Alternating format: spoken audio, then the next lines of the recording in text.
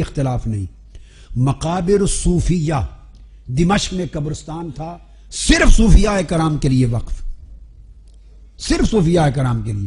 وہاں دیگر علماء کی تدفین نہیں ہوتی تھی، وہ الگ مقابر تھے.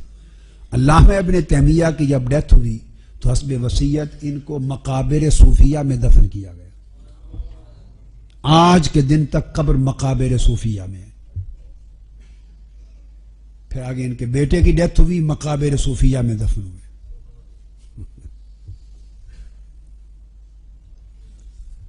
ان کے شیخ، میں آگے بتاؤں گا آپ کو سلسلہ کیا تھا.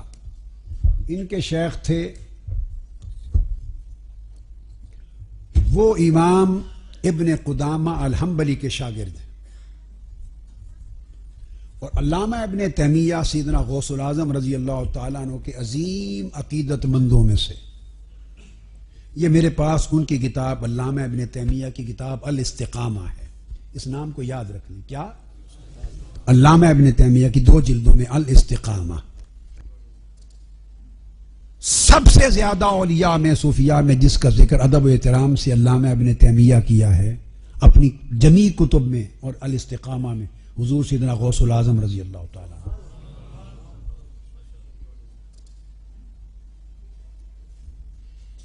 اور بعض لوگ یہ سمجھتے ہیں کہ یہ کتب، یہ ابدال، یہ غوث، یہ ٹائٹل ہمارے من گھڑت ہیں. یہ اکابر علماء محدثین اس کو مانتے نہیں تھے.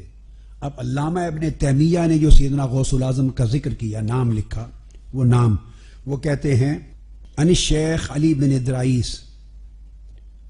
شیخ یحییٰ بن یوسف السرسری روایت کرتے ہیں اپنے شیخ علی بن ادرائیس سے. وہ بیان کرتے ہیں انہ سأل قطب العارفین ابا محمد عبد القادر بن عبداللہ الجیلی، کہ میں نے قطب العارفین، سارے عارفوں کے اولیاء کے قطب سیدنا شیخ عبد القادر الجیلانی سے سوال کیا. اس طرح وہ ذکر کرتے ہیں. باقی کسی صوفی کا اور اولیاء میں سے کسی کے ٹائٹل کے ساتھ بیان نہیں کرتے. مثلا لکھیں گے ناقل شیخ شہاب الدین ابو حفص عمر بن محمد السہروردی. اب بات کو سمجھے نا. جس کا بھی ذکر کریں گے کہیں گے ناقل ابو القاسم القشیری، ناقل ابو عبد الرحمن السلمی، ناقل البشر الحافی، قال الحارث المحاسبی، قال الجنید البغدادی. مگر سیدنا غوث العظم رضی اللہ تعالیٰ عنہ کی بات آئے یا شیخ لکھیں گے یا قطب العارفین لکھیں گے اور ٹائٹل کے ساتھ لکھیں گے. اب میں اس کا سلسلہ بتاتا ہوں. وہ ایک واقعہ بیان کیا ہے سیدنا غوث العظم رضی اللہ تعالیٰ عنہ کی کرامت بیان کی ہے. آپ کا کشف اور کرامت کس نے؟ علامہ ابن تیمیہ نے بیان کی. اس کتاب الاستقامہ اس کے صفحہ 78 پر کرامت بیان کرتے ہیں. وہ کہتے ہیں کہ امام شہاب الدین سہروردی نے بیان کیا، نقل کیا. اور دوسرا یہ ایک خود لکھا اور فرماتے پھر لکھتے ہیں علامہ ابن تیمیہ کہ مجھے میرے شیخ عز الدین عبداللہ بن احمد عمر الفاروسی نے روایت کیا. 2 سندیں بیان کرتے ہیں. ایک کرتے ہیں سند ہے جو واقع آگے آ رہا ہے، کہتے ہیں اس کی ایک سند ہے کہ حضرت شیخ شہاب الدین عمر سہروردی نے خود لکھا اپنے قلم سے. دوسری سند علامہ ابن تیمیہ کہتے ہیں کہ مجھے میرے شیخ عز الدین عبداللہ بن احمد عمر الفاروسی نے بیان کیا. اور عز الدین عمر الفاروسی جو ہیں تیسری سند بیان کرتے ہیں کہ میں نے تیسرا طریق یہ واقعہ ہاتھ کا لکھا ہوا اپنے شیخ موفق الدین ابی محمد بن قدامہ المقدسی سے سنا. اور عمر الفاروسی جو ہیں ابو العباس عز الدین عمر الفاروسی الواسطی، یہ شیخ ہیں ابن تیمیہ کے. بغداد میں انہوں نے خلافت کا خرقہ پہنا سیدنا شیخ شہاب الدین سہروردی سے. تو ایک طریق ان کا سہروردیہ ہو گیا. اور دوسرا یہ خلیفہ اور مرید اور شاگرد ہیں الفاروسی امام موفق الدین ابی محمد بن قدامہ المقدسی کے. اور ابن قدامہ مقدسی خلیفہ اور شاگرد ہیں سیدنا غوث العظم رضی اللہ تعالی عنہ کے. فرماتے ہیں ہم نے طریقہ قادریہ میں خود سیدنا غوث العظم سے خرقہ پہنا. امام ابن قدامہ مقدسی اور امام عبد الغنی المقدسی الحنبلی. اب ابن تیمیہ بیان کرتے ہیں کہ واقعہ یہ ہے کہ شیخ سہروردی رحمت اللہ تعالی علیہ نے بیان کیا کہ میرا ارادہ تھا جب میں کتب پڑھ چکا، علوم کی نوجوان تھا، 14 15 16 سال عمر تھی، تو میں علم کلام پڑھنا چاہتا تھا. فلسفہ، علم کلام، منطق، یہ مختلف فنون ہیں.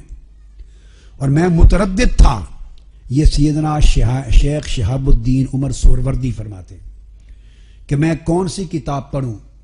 امام الحرمین الجوینی ان کی کتاب الارشاد پڑھوں یا امام شہرستانی کی کتاب نہایت الاقدام پڑھوں. میں کلیئر نہیں تھا کہ کون سی کتاب پڑھوں، یا اپنے شیخ ابو النجیب سہروردی ان کے چچا شیخ تھے ان کی کتاب پڑھوں. تو میں اس کنفیوژن میں میرے شیخ امام نجیب الدین سہروردی، ابو النجیب سہروردی، مجھے لے کر سیدنا غوث العظم کی بارگاہ میں حاضر ہوئے.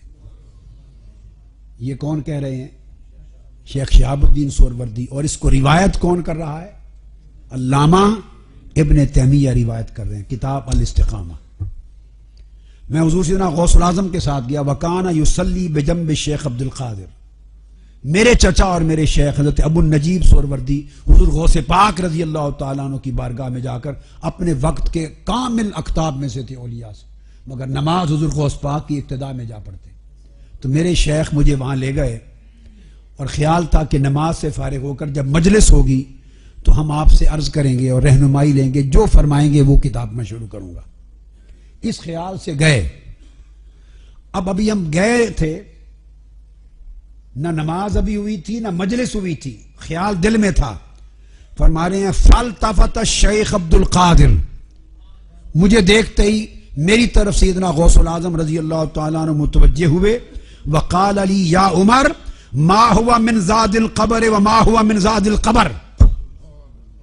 جو کتابیں تم پڑھنے کا ارادہ رکھتے ہو یہ قبر میں کام نہیں آئیں گی. جو علم کلام کی کتابیں، منطق، فلسفہ کلام کی تم پڑھنے کا ارادہ رکھتے ہو، پوچھنے آئے ہو، یہ قبر میں کام نہیں آئیں گی، قبر میں کام نہیں آئیں گی. فرجعت عن ذلک، میں سمجھ گیا کہ حضور غوث پاک کو کشف ہو گیا ہے اور میرے قلب کا حال جان کر ہدایت کر دی، تو میں نے رجوع کر کے توبہ کر لی. اس کے بعد علامہ ابن تیمیہ کے لفظ لکھتے ہیں ان الشیخ کاشفہ بما کان فی قلبہ، جو ان کے دل میں تھا شیخ عبد القادر جیلانی کو اس کا کشف ہو گیا. اب یہ بات سمجھیں آپ، یہ شیخ عبد القادر جیلانی رضی اللہ تعالیٰ عنہ پر علامہ ابن تیمیہ کا